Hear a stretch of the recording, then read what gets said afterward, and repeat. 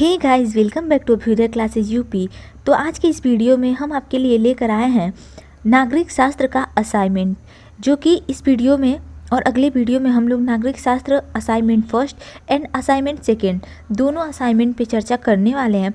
इसके पहले हमने पदार्थ विज्ञान शिक्षण और जैविक विज्ञान शिक्षण के असाइनमेंट पर भी चर्चा ऑलरेडी कर रखी है। दोनों सब्जेक्ट के दोनों असाइनमेंट को हमने चैनल पर उपलब्ध करा दिया है। अगर आपको उसकी आवश्यकता है तो आप एक बार चैनल पर चेक कर सकते हैं। उसकी प्लेलिस्ट भी तैयार है।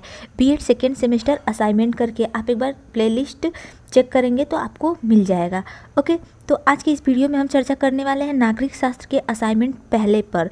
इसके बाद अगली वीडियो आएगी हमारी असाइनमेंट सेकेंड, जिसका टॉपिक है हमारा स्कूली शिक्षा में नागरिक शास्त्र पढ़ाने के महत्व, आवश्यकता और उद्देश्य का वर्णन कीजिए।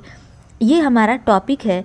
ऐसे हम इसको प्रश्न करके लिखते हैं या बिना प्रश्न करे भी आप लिख सकते हैं। असाइनमेंट फर्स्ट डालकर इसका टॉपिक या प्रकरण लिखकर आप ये लिख सकते हैं। उसके बाद इसको हम उत्तर के रूप में अगर लिखते हैं तो हम ऐसे लिखते हैं, ठीक है। तो चलिए देखते हैं। आगे बढ़ने से पहले अगर अभी तक आपने चैनल को सब्सक्राइब नहीं किया है तो please subscribe Abhyuday classes UP. And video पसंद आएगी तो एक बार लाइक एंड शेयर करना न भूलेंगे, ठीक है। तो चलिए देखते हैं स्कूली शिक्षा में नागरिक शास्त्र पढ़ाने का महत्व। हेडिंग लिखेंगे सबसे पहले, उसमें लिखेंगे क्या, हम उस पर चर्चा करते हैं। नागरिक शास्त्र हमें वह सिखाता है कि अधिकार एवं कर्तव्य एक सिक्के के दो पहलू हैं, जिनको पृथक पृथक नहीं किया जा सकता है। यदि हम अपने अधिकारों का सही उपयोग करना चाहते हैं तो हमको अपने दायित्वों का सत्यनिष्ठा के साथ निर्वाह भी करना होगा। अतः नागरिक शास्त्र का इस दृष्टिकोण से बहुत महत्व है, ठीक है। ऐसे हम लिखेंगे हेडिंग लिख के। इसमें आगे हम देखते हैं, सदियों की गुलामी के कारण हम में ऐसे गुणों का अभाव हो गया जो व्यक्ति, समाज एवं राष्ट्र की उन्नति के लिए परमावश्यक यानी कि परम आवश्यक है। हम में ऐसे बिंदी लगाइएगा यहाँ पे, आत्मसम्मान एवं आत्मगौरव नाम की कोई वस्तु न रही। हम अपनी सभ्यता एवं संस्कृति को हेय दृष्टि से देखने लगे, ठीक है। यानी कि हम किसी भी चीज़ को हेय दृष्टि से जैसे देखते हैं कि ये तो ऐसे है, ठीक।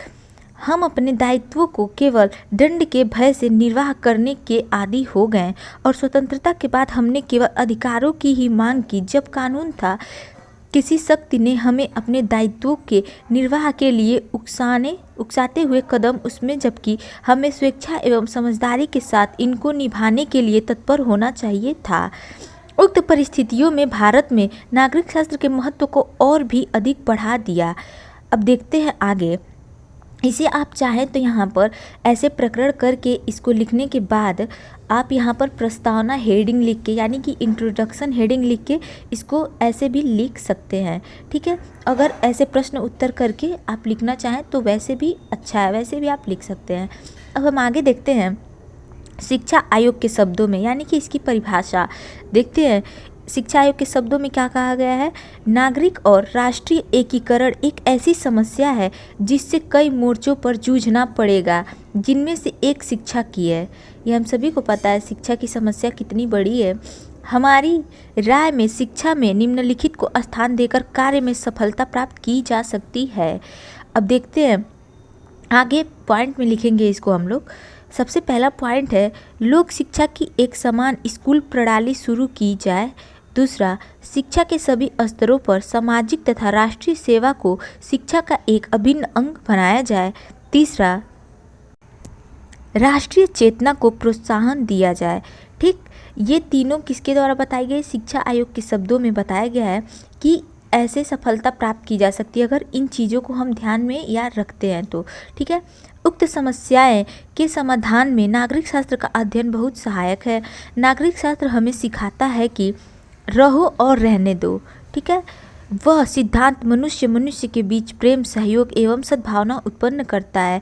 नागरिक शास्त्र उन सामाजिक गुणों का विकास में भी सहायता करता है जो एक सफल एवं सुखद सामाजिक जीवन के लिए अनिवार्य है, ठीक है। छात्रों के दृष्टिकोण से भारत में नागरिकता का महत्व बहुत अधिक है, क्योंकि आज देश के छात्रों में अशांति, नैराश्य एवं देशखलता का बोलबाला है। इसके अतिरिक्त वे ही आने वाले कल के भावी नागरिक हैं। उन्हीं को इस देश के सभी क्षेत्रों के कार्यों का भार अपने कंधों पर उठाना है। अतः नागरिक शास्त्र उनको इस अवस्था से निकलने में सहायता प्रदान करेगा। ठीक है, साथ ही उनको अपने दायित्वों एवं अधिकारों से अवगत कराकर युग के नागरिक बनने में सहायता भी प्रदान कर सकता है, यानी कि सहायता भी प्रदान करेगा। ठीक है, नागरिक शास्त्र किस प्रकार इसकी आवश्यकता एवं महत्व है उस पर हम चर्चा कर रहे हैं। इस पर चर्चा करते हुए आगे हम देखते हैं, हेडिंग लिखेंगे नागरिक शास्त्र की आवश्यकता। इसकी आवश्यकता जब तक हम नहीं जानेंगे, शिक्षा में इसकी आवश्यकता, महत्व, इसके उद्देश्य को नहीं बताया जाएगा, तब तक हम नागरिक शास्त्र विषय और इसके शिक्षण के लिए या इसके शिक्षा को या इस सब्जेक्ट को लेने के लिए बच्चों को प्रेरित नहीं कर सकते हैं। तो नागरिक शास्त्र की आवश्यकता, महत्व, इसके उद्देश्य आदि को हमें छात्रों को बताना पड़ेगा, उनमें रुचि जागृत करने के लिए। ठीक है, उन्हें अभिप्रेरित करना पड़ेगा। तो अब हेडिंग लिखेंगे नागरिक शास्त्र की आवश्यकता। हेडिंग को थोड़ा आप मोटे और बड़े में लिखिएगा ताकि देखने में अच्छा लगे। माध्यमिक शिक्षा आयोग ने लोकतंत्रीय भारत की शैक्षिक आवश्यकताओं पर प्रकाश डालते हुए लिखा है, शिक्षा व्यवस्था को आदतों, दृष्टिकोणों और चरित्र के गुणों के विकास में योग देना पड़ेगा, जिससे कि नागरिक लोकतांत्रिक नागरिकता के दायित्वों का योग्यता से निर्वाह कर सके और उन ध्वंसात्मक प्रवृत्तियों का विरोध कर सके जो व्यापक राष्ट्रीय और धर्मनिरपेक्ष दृष्टिकोण के विकास में बाधक हो। ये किसने कहा है? ये माध्यमिक शिक्षा आयोग के द्वारा कही गई बात है। अब आगे देखते हैं इसी क्रम में, उक्त सभी आवश्यकताओं की पूर्ति एवं नागरिकता के विकास के लिए नागरिक शास्त्र का अध्ययन महत्वपूर्ण है। यह कहना पूर्णतया सत्य है कि आज के छात्र कल के नागरिक हैं। ठीक है, और राष्ट्र का भविष्य भी है, ये हम सभी को पता है। उन्हीं के चरित्र एवं आदर्शों पर निर्भर है हमारा राष्ट्र। आज के जो युवा पीढ़ी है या जो बच्चे हैं, वही आगे की भविष्य और राष्ट्र निर्माण करता है। ठीक है, इसलिए यह परमावश्यक है कि छात्रों में उत्तम चारित्रिक गुणों एवं आदतों को विकसित करने के लिए उनको इस शास्त्र यानी कि नागरिक शास्त्र का अध्ययन कराया जाना चाहिए। ठीक है, इसी क्रम में हम अब आगे देखते हैं नागरिक शिक्षण की क्या क्या उद्देश्य होने चाहिए।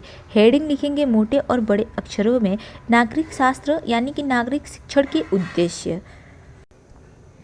देखते हैं इसमें, नागरिक शास्त्र शिक्षण के प्रमुख उद्देश्य निम्नलिखित है।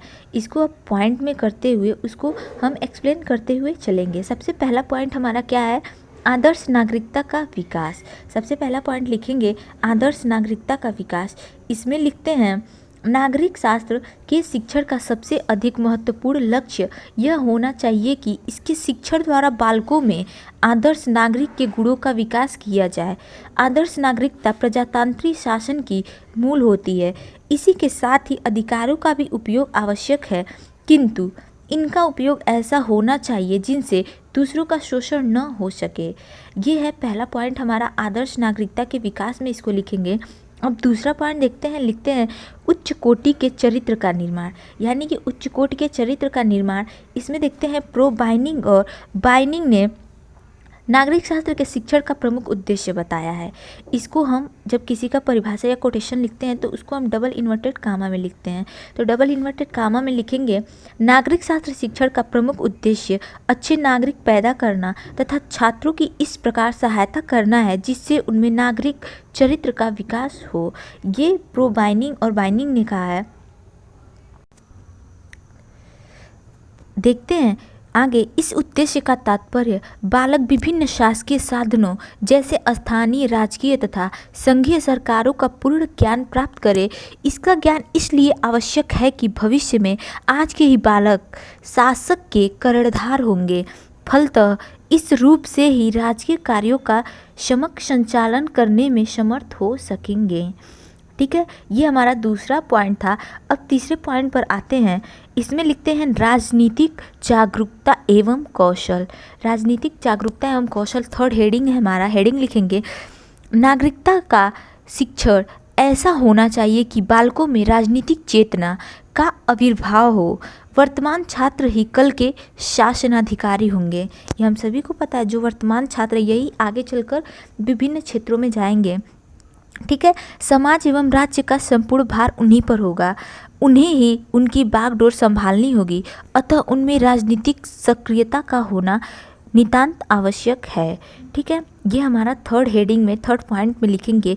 फोर्थ पॉइंट आते हैं बौद्धिक शक्तियों का विकास, हमारा फोर्थ पॉइंट होगा। इसमें देखते हैं नागरिक शास्त्र के शिक्षण द्वारा छात्रों के दृष्टिकोण को इतना विकसित कर दिया जाए कि उनमें लेस मात्र भी संकीर्णता, लेस मात्र जैसे हम कहते हैं कोई भी चीज़ नाम मात्र है, लेस मात्र भी संकीर्णता शेष न रह जाए। बालकों में विश्व बंधुत्व, विश्व प्रेम एवं विश्व कल्याण की भावना को विकसित करना चाहिए। यह था हमारा फोर्थ पॉइंट। अब हम आखिरी पॉइंट अपना देखते हैं, जो पांचवा पॉइंट है हमारा शासन के स्वरूप का ज्ञान। इसमें लिखते हैं नागरिक शास्त्र शिक्षण का एक उद्देश्य छात्रों के स्वरूप से अवगत कराना भी है। इसके लिए छात्रों को संघीय राजकीय छात्रों के स्वरूप से अवगत कराना भी है। साथ ही उनके प्रति छात्रों को क्या कर्तव्य है, छात्रों के क्या कर्तव्य हैं, इसका ज्ञान भी छात्रों को कराया जाना चाहिए। उन कर्तव्यों का निर्वाह किस प्रकार किया जाए और इसका क्या परिणाम निकलेगा, यह बातें भी छात्रों के सम्मुख स्पष्ट कर दी जानी चाहिए या कर दी जाए। यह था हमारा आखिरी पॉइंट, शासन के स्वरूप का ज्ञान। इसमें लिखते हुए अब हम आगे देखते हैं, हमारा अब जो हेडिंग है वह है विभिन्न स्तरों पर नागरिक शिक्षण के उद्देश्य। यह उद्देश्य काफ़ी इम्पॉर्टेंट है कि क्या नागरिक शास्त्र शिक्षण के उद्देश्य होने चाहिए, तो इसीलिए इसको भी हम अच्छे से हेडिंग में मोटे में और अच्छे से हाईलाइट करके लिखेंगे बड़ा सा। इसमें पहला पॉइंट है प्राथमिक स्तर।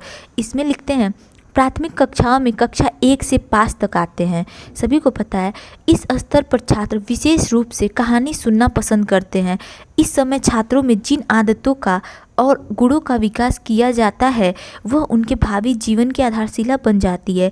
इसी स्तर पर नागरिक शास्त्र शिक्षण के निम्नलिखित उद्देश्य होना चाहिए।